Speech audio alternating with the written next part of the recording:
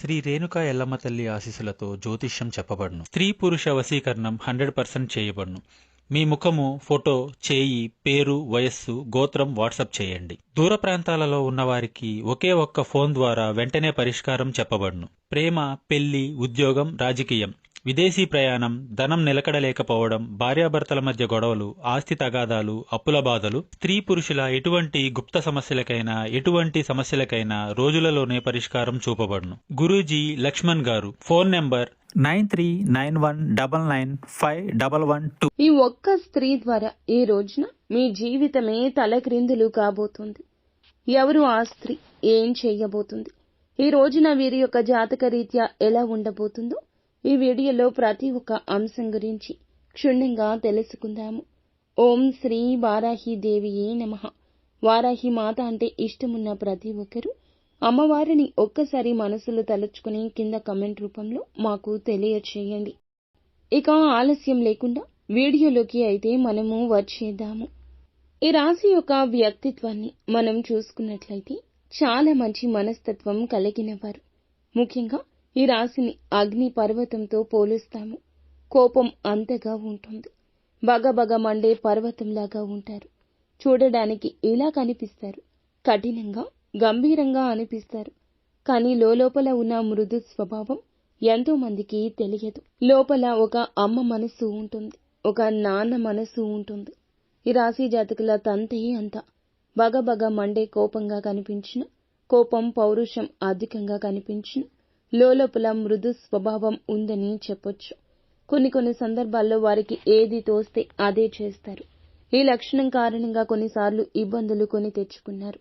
కాబట్టి స్థిరమైన ఆలోచన ఉండదు. వీరి ఆలోచనలు కావచ్చు, వీరు తీసుకునే నిర్ణయాలు కావచ్చు, త్వరగా పరిస్థితులను బట్టి మారిపోతూ ఉంటాయి. మనోచాంచల్యంతో కొత్త ఆలోచనలు పుట్టుకొస్తాయి. కాస్త తొందరపాటు నిర్ణయాలు కూడా ఎక్కువ. చురుకుతనంతో నూతన విషయాలపై మనసు లగ్నం చేస్తారు. చాలా శక్తివంతంగా ఉంటారు. పట్టుదలగా ఉంటారు. కార్యదీక్షత, దక్షత ఉంటుంది. కొంచెంగా మొండితనం కూడా ఎక్కువ ఉంటుంది. వీరి మాట నెగ్గించుకోవడం కోసం కొన్నిసార్లు దేనికైనా సిద్ధపడిపోతూ ఉంటారు. ఇది ఈ రాశి యొక్క వ్యక్తిత్వం అని చెప్పొచ్చు. వీరి యొక్క జీవితంలో సమస్యలు కూడా ఎక్కువే. వడిదుడుకులు ఎక్కువే. అధికంగా శ్రమించి అనేకమైన బాధ్యతలు నెరవేర్చి మంచి స్థితికి చేరుకునే అవకాశాలు చాలా స్లోగా ఉంటాయి. బాల్యంలో కష్టాలు అనుభవించారు. యవ్వనంలో స్నేహితులకు, బంధువులకు దూరంగా వెళ్లాల్సిన స్థితి కూడా కనిపించింది. కుటుంబ పరిస్థితులు ఇబ్బంది పరంగా ఉంటాయి. భారమైన కుటుంబ బాధ్యతలు ఎప్పుడూ మోస్తూనే ఉంటారు. ఈ రీత్యా ఈ కారణంగా ఆర్థిక పరిస్థితుల ప్రభావం కూడా ఈ రాశి వారికి చిన్న వయసులోనే అర్థమవుతుంది.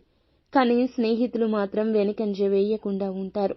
వీరికి ఎప్పుడు ఇతరులకు సహాయం చేయాలని మంచి లక్షణం ఉంటుంది.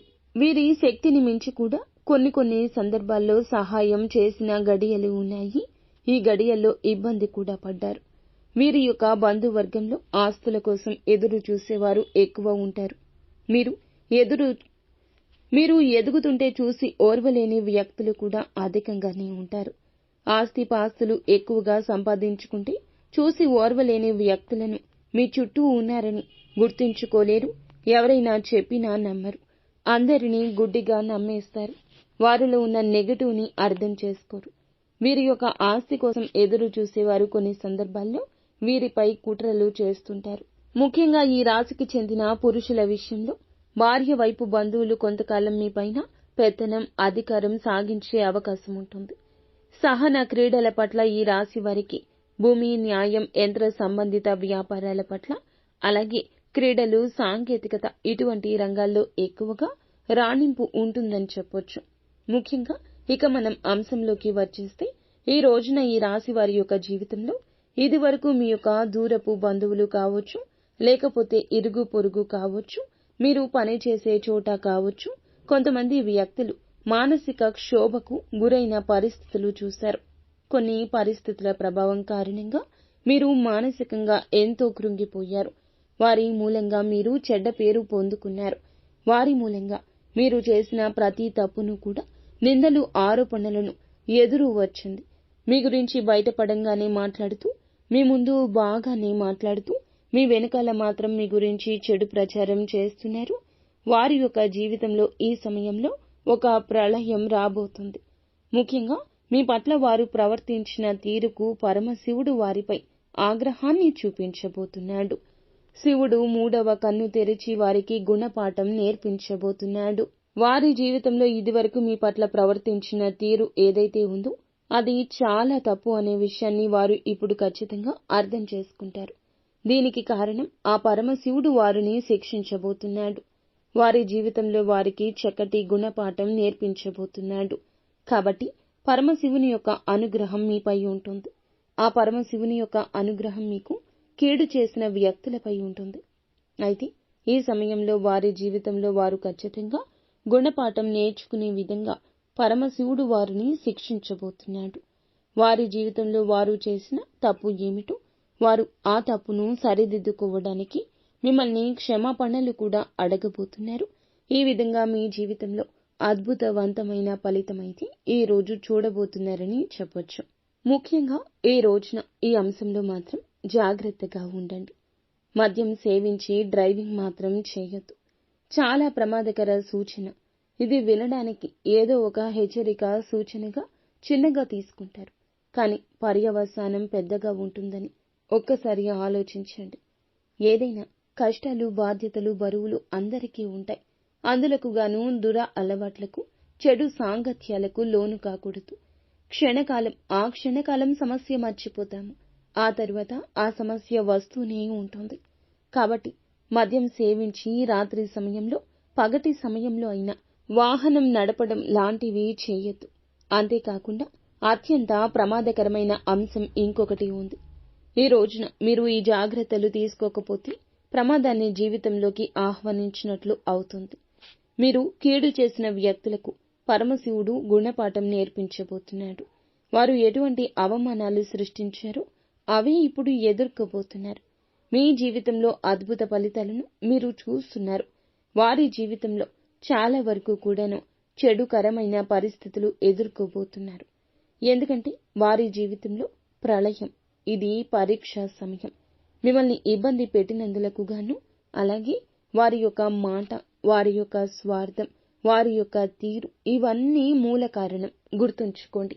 అలానే వారు సమస్యలో ఉన్నారని మళ్లీ గుడ్డిగా నమ్మి వారి వద్దకు వెళ్లి సాయం చేయడం, వారిని మరలా మీరు ఖచ్చితంగా ఇలా ఇబ్బంది పెట్టొద్దు. ఎందుకంటే మీరు వెళ్లి సాయం చేస్తారు. వారికి మళ్లీ ఏమనిపిస్తుంది? వీరు బాగున్నారు, నాకు సాయం చేసేంత ఉన్నారు అని మళ్ళా దిష్టి పెట్టడం, మీపైన కుట్రలు పన్నడం వారికి పరిపాటి. కావున మిమ్మల్ని అవమానపరిచిన వారు ఈ సమయంలో వారి తప్పు తెలుసుకుంటున్నారని జ్ఞాపకం ఉంచుకోండి. మిమ్మల్ని ఆర్థికంగా నష్టపరిచిన వారు ఈ సమయంలో ఆర్థికంగా విలవిల్లాడిపోతారు. మిమ్మల్ని మానసిక క్షోభకు గురి చేసిన వారు ఈ సమయంలో మానసిక క్షోభకు గురి అవుతారు. మీ పట్ల వారు ఏ విధంగా ప్రవర్తించారో అటువంటి ఫలితాన్ని పొందుకోబోతున్నారు. ఎందుకంటే ఇంకొకరి జీవితంలో వారు మరలా ఇంకొకసారి అలా చేయకూడదు. కావున ఈ రోజున మీరు జాగ్రత్తగా మౌనంగా ఉండండి.